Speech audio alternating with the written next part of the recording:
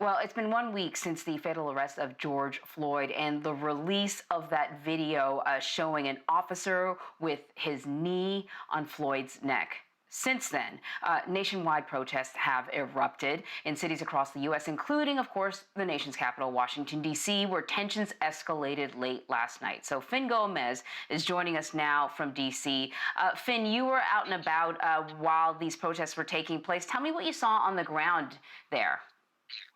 Some pretty intense scenes, Anne-Marie and Vlad, actually last night, and an uptick in some of the violent incidents that we saw. But yesterday, myself and my intrepid colleague and cameraman Tony Furlow were right at the St. John's Church, this historic church, right on the north side of the Lafayette Park, which is adjacent to the White House. And we saw right before 11 p.m. where the D.C. curfew kicked in.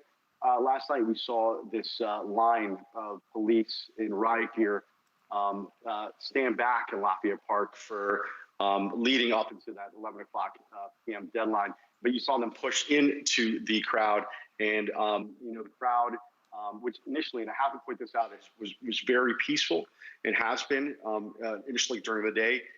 It does sort of transition at night, and you see these upticks in violence, these incidences that we saw last night, including vandalism in the St. John's Church. We saw the AFL-CIO headquarters right down the street from the White House get vandalized and broken into, ATMs, cars set on fire last night. And last night, compared to some of the earlier nights, in my opinion, you have seen more of these sort of violent incidences spread out through D.C. But it's been pretty intense. We got tear gas. Someone standing next to me got hit in the head with a tear gas pellet over the last couple of nights. It's been intense. You know, Finney, I know you cover the White House, and I'm curious about numbers that were released by the White House with regards to the number of Secret Service agents that were injured over the course of the weekend. What can you tell us about that? Because the reporting, as you know, was that perhaps on Friday, the president spent some time in an underground bunker. And I'm just wondering, just visually, describe for us what you saw of those protesters who were right up there at 1600 Pennsylvania Avenue, and what would have caused some of these Secret Service agents to be injured? Well, what you did see, especially on that first night, and I think on Friday night, it did seem like the Secret Service was a little unprepared, frankly. And I was there when the crowd sort of breached the barricades that are set along Pennsylvania Avenue. And yes, the Secret Service were out there and police, but they were outnumbered, and it was intense. And you saw the crowds throwing bricks. I saw crowds throwing stones. And again, this is a different crowd, it seems to me, from what I've witnessed.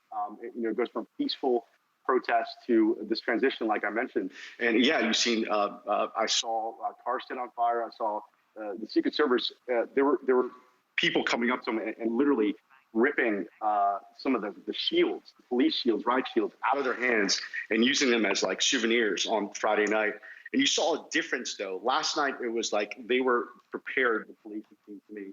Once there was a structure set on fire on Lafayette Park, it drew, you saw this massive sort of line of police and pushed into the crowd alongside 16th Street and into us as well. Like myself, we were pushed up, and a couple members of the press were pushed up against these bushes in a concrete barrier by the police, the riot police. And we had to just yell and say, we're press, we're press, we're press.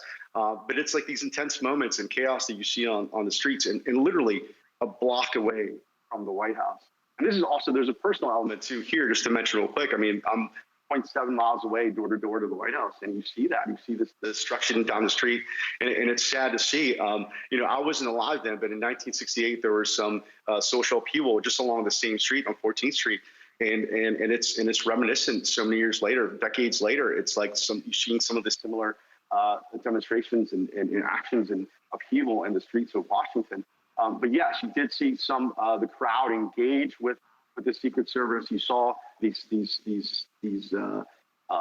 rocks, these stones being tossed at them, and that's what I imagine for some of these injuries.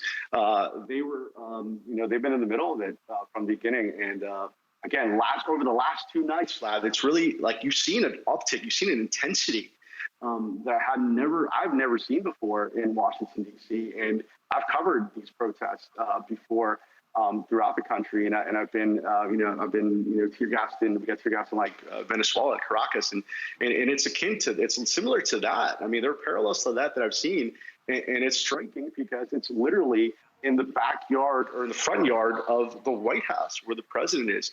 And so I personally have never seen anything like this before. All right, Finn, you and the rest of the team, please stay safe, but we appreciate your reporting as always. Thank you very much. Thank you, guys.